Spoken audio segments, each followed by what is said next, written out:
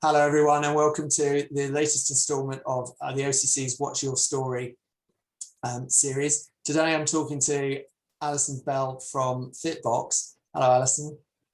Hi, how are you? I'm good, thank you. And yourself? I'm good, thank you. Yeah. I'm good. Yeah, good. Bit bright, but I'm good. Yeah, good. So tell me a little bit about who you are and what you do and what Fitbox is about.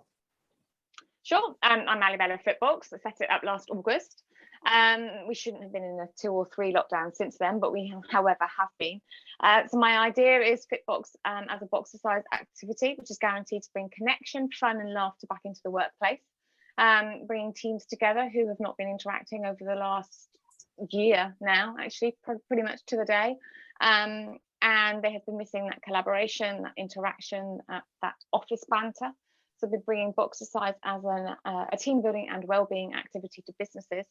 I also do online classes for individuals and families as well. Okay, so having set Fitbox up in the middle of the pandemic, how did you find 2020 worked for you? Because 2020, it was a tough year. I mean, I think it's been tough for everybody, hasn't it? Yeah. But launching it just gave me the incentive. Other business died and the opportunity was there. I had got my Boxercise license. I had got my enhanced DBS, so I do children's online as well as teaching in schools when we can. And I just thought this is the kick up the backside I need basically to finally do what I've been talking about doing for about 18 months prior to this. So I did. So I set the website up, which was really the only thing left to do. And anyway, and launched it in August, thinking, yeah, we're back. You know, I can go face to face, fantastic. And it didn't happen. So I've now adapted everything to online, which is tough, I have to say. I mean, you know, we say it's intense in these meetings, and we're looking at everybody and engaging with everybody. But it's hard. It's hard from a fitness perspective as well, especially when you've got to always do it. Because if you stop, everyone else stops. Of course. But so what makes it particularly difficult in the virtual world as opposed to being in the real world, if you like? Well, for I adapt drills, so I've adapted children's drills and games and Boxercise activity and exercises.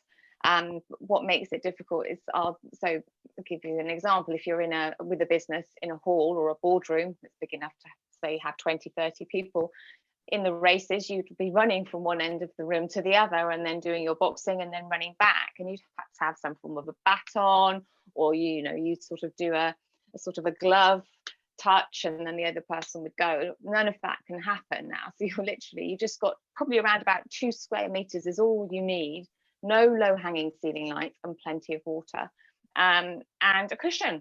That is your baton. So you're running on the spot and you punch the cushion or whatever a drill is, then you run on the spot again. Then my idea is I get people to show the cushion to the screen. So it's just adapting it that way, and it's also a lot noisier. I can split people into Zoom rooms, of course, breakout rooms, but what you tend to lose from the perspective of what I'm trying to do is there's an awful lot of noise on Zoom generally. Of course there is, but what you would miss if you were in a private room, a breakout room on Zoom doing one of these activities, is you'd miss everybody else doing it and shouting and laughing. You just be in your own little intense room. So to have 20 odd people on Zoom just shouting at each other, while it can be quite disturbing, if you like, there's a lot of people laughing, there's a lot of people shouting, there's a lot of people counting. It destroys the ears, but it's actually a lot of fun. You can feel that there's more of an atmosphere because you can just see what's going on and hear it. So it's just trying to get people to, and people have to listen. So you've got Wi-Fi issues. You've got I did one recently, and someone hadn't heard that they had to do some form of boxing, and they just kept running, and it was just like run. They just didn't hear. So you have to keep your eye on people as well, because they can they can miss things, which you don't get so much if you're face to face. But it's still good fun. I mean, it's great fun.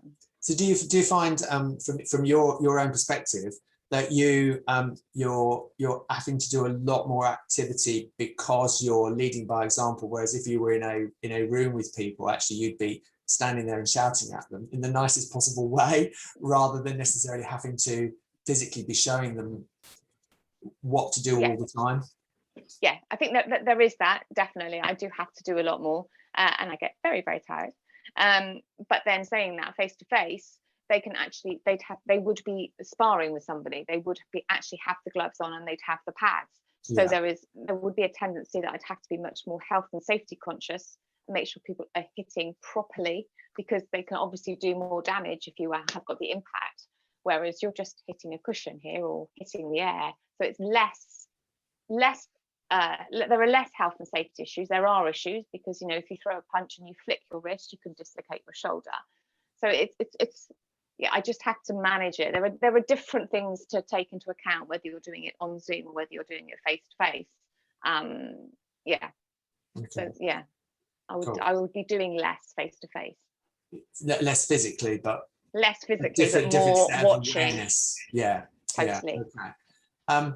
So where you deal with corporates and individuals, so what kind of groups do you deal for corporates, and how does that fit into a corporate, because you were talking about it being a team building exercise, so is that really working in the virtual world for corporates? Yeah, it is. It's a hard sell, got to be honest, because they think, well, exactly that question, how can you do this, you know, what's it about?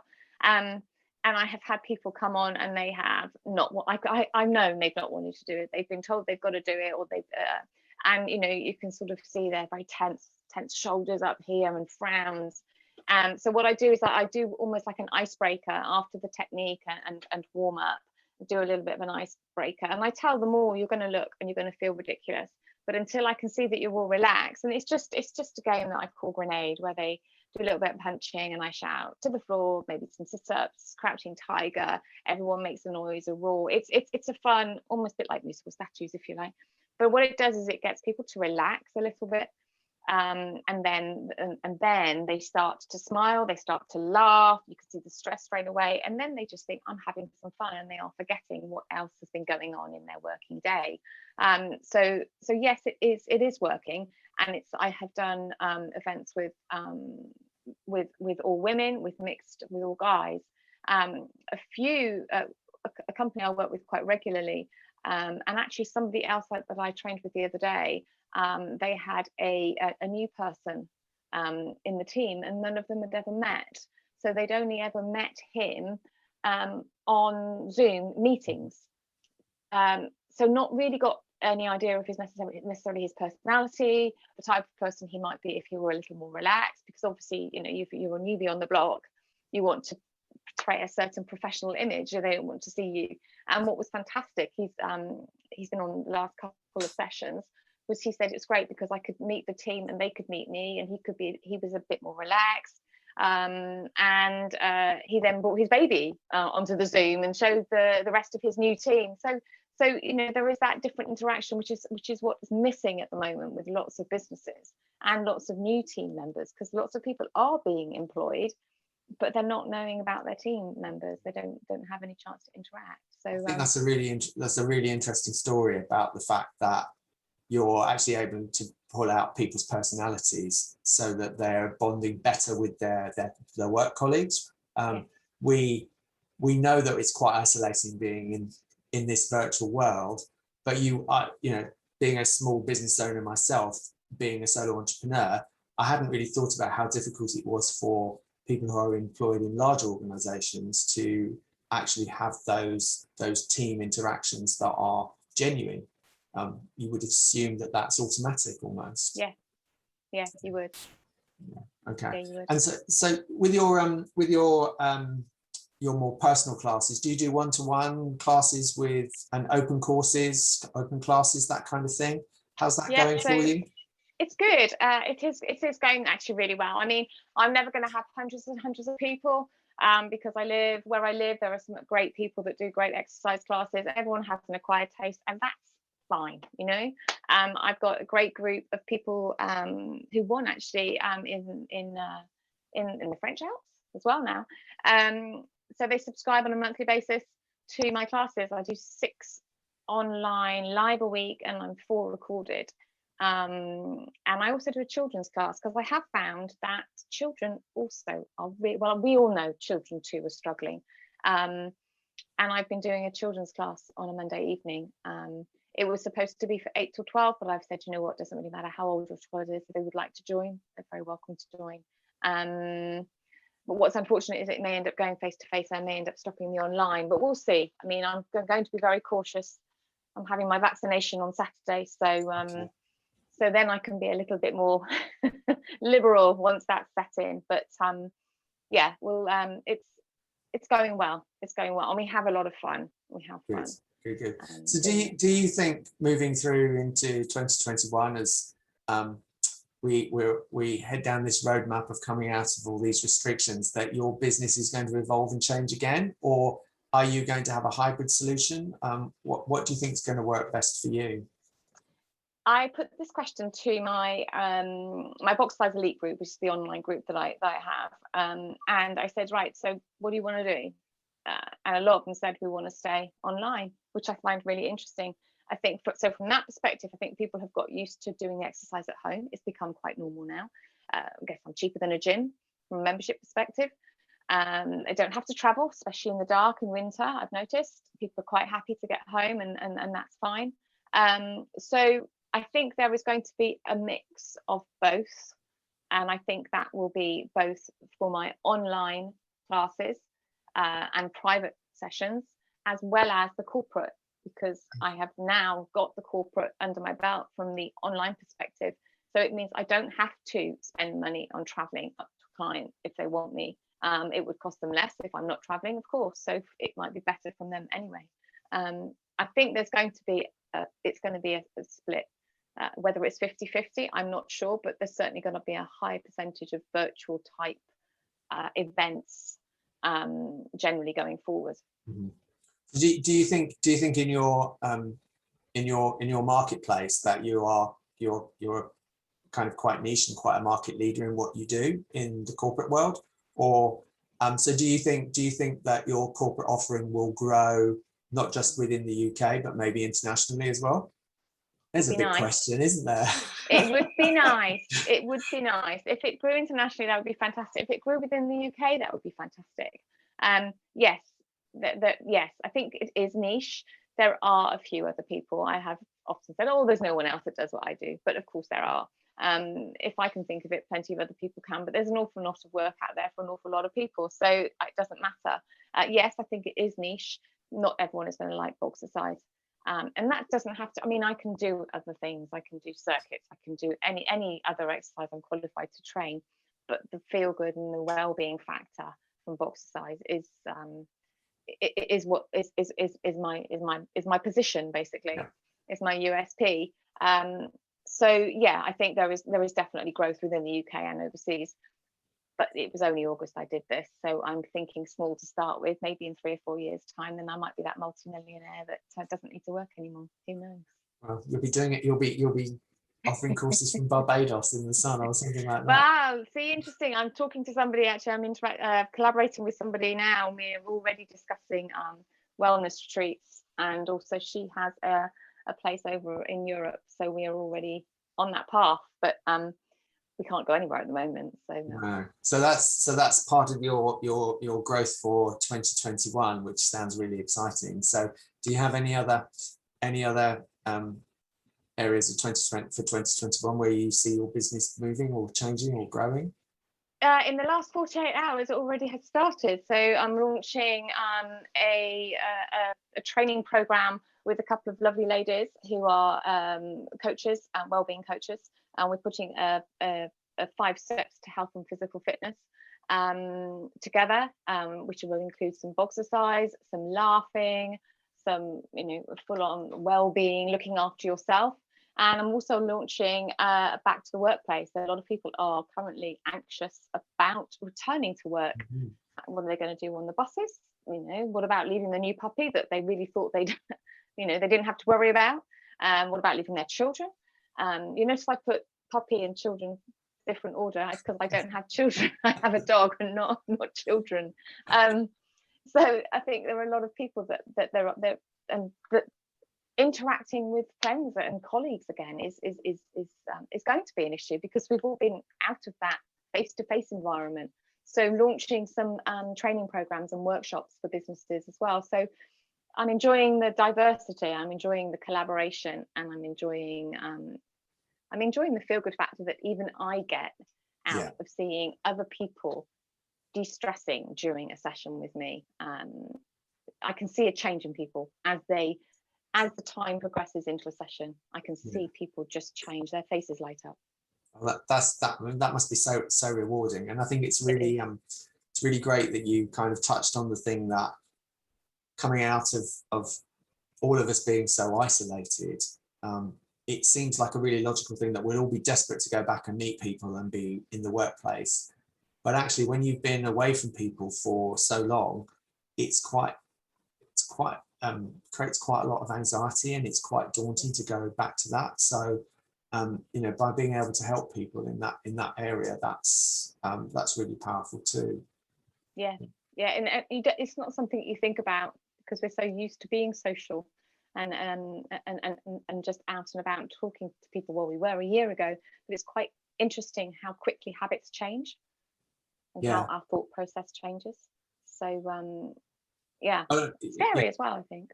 Yeah, I mean, from my perspective, you know, I used to be driving all over the place and going to networking events and being the life and soul of the party, and I can do that. But the thought of getting in the car to drive up the A5 actually is it's not something I'm looking forward to. I mean, I will do it, but you know, it's going to take a lot of my mental energy to do that. And unless you're fit in other ways, you don't have that mental energy. So you can add real value there. So I noticed you touched on the fact you're collaborating with some other people. That's one of the OCC's kind of core values, is around the building dream teams and collaboration. So how do you find partners to collaborate with, and how have you found the OCC helps with that? The OCC has been great for that. I mean, of course, great members, great interaction. It takes time to build collaborations. It's not something that happens overnight. You have to talk to people, get to know what they can offer, how you can work together. It doesn't always work that one person may end up doing more than the other, but sometimes it's the other way around. But it's been great to meet some lovely people within the OCC and to be part of their wider network, and to offer the same to them. I think it's for me, it's easier from what I did before. I found it the benefit of collaboration, and I've enjoyed collaborating with people doing what I do now. What I did before, I found less easy to collaborate with. So this is there's much more, and I think I also enjoy it so much more. So from that perspective, I'm more open to collaboration because I'm doing something I enjoy. I give off the vibe that I want to talk to people and work with them. So then people are then more receptive to you. So from my perspective, that's it's been great. It's been great.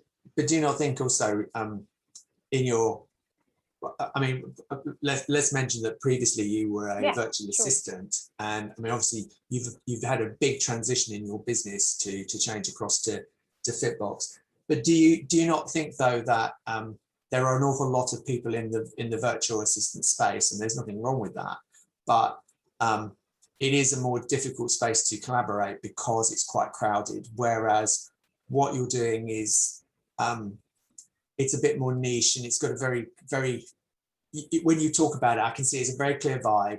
There's a very defined solution that you're providing, and although it's tailorable, it's not a mass market. There's not masses of people doing what you're doing. So actually the collaboration is almost easier because you are almost like a standalone product that fits nicely into some of the other types of businesses that we meet in the OCC through, whether that be occupational health or HR consultants, or wellness professionals, or business coaches. You can add almost instant value to their businesses as well. That was very long-winded, but no, it's very explicit, and it's very true. I mean, you're absolutely right. I think when I did the VA stuff, I found that there tends to be a lot of competition, and I don't really do that. You know, there's enough of us out there, so that's great, and it is a crowded space. But I think for me, I enjoy this so much more. I'm more open to even finding avenues for collaboration. Even if if I meet somebody and I think, you're great, I really would love to work for you, how can we work together? Even if they wouldn't be the perfect match, I would try and find a way that we might be able to, especially if you get on. You know, you've really got to get on with people to be able to work with them. So there has to be a synergy there, and a good relationship and a good rapport as well, because if you're delivering workshops or events with other people, there has to be that good personality match, and if there isn't, then and trust, absolutely, because if there isn't, then the people that are doing or taking part in the activity or the workshop or whatever it is you're delivering will get a different vibe, and they may not get the benefit that they should be getting out of it. So I'm more channeled because I enjoy it as well. I enjoy it, and I just it's not what I should say. I shouldn't say I'm doing it because I enjoy it, but actually I absolutely love what I do now, and I enjoy the fact that I'm able to add value to other businesses, as well as them being able to add value to what I offer.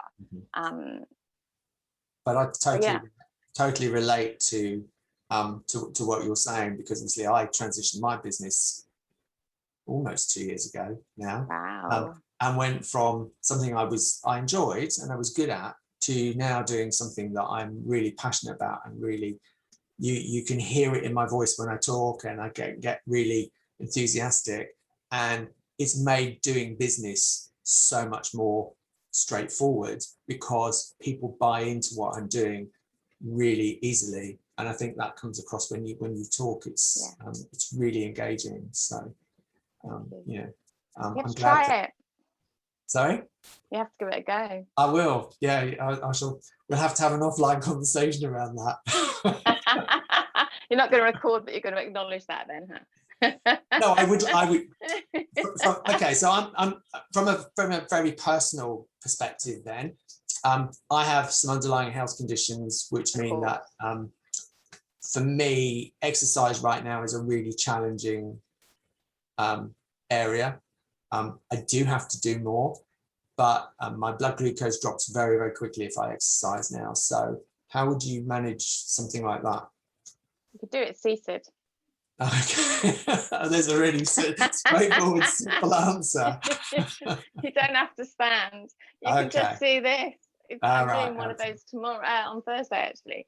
So yeah, I mean, you do have to be careful. You have to make sure you've got plenty of glucose, what's the word I'm looking for? Can't think what they are. Energy bars, jelly babies, whatever it is you need, that keeps your sugar levels at the level they should be at, and plenty of water. I mean, you have to make sure that people I always do health questionnaires anyway, and make sure that people are able to exercise, haven't been told that they shouldn't, but then still are, have any injuries or underlying health conditions, as you mentioned. It's really important. I mean, whether you're online or offline, I've got an insurance that covers me, and I need to make sure I do my due diligence beforehand. So, and also from Zoom perspective, you've got to make sure that there are no low-lying ceiling lights, no hanging ceiling lights or sharp objects, because people could trip and fall. So I've got to do my due diligence before I can do an exercise session with you. Yeah. Okay. I've lost the volume a bit, Ali. So, yeah. So, brilliant. So what I'm going to do, I'm going to wrap it up now. That's been really interesting. Thank you for sharing your journey with us, and your passion for what you do. It's been really, really interesting to hear about you. So thank you so much. Thank you very much. It's been lovely to chat. Thank you.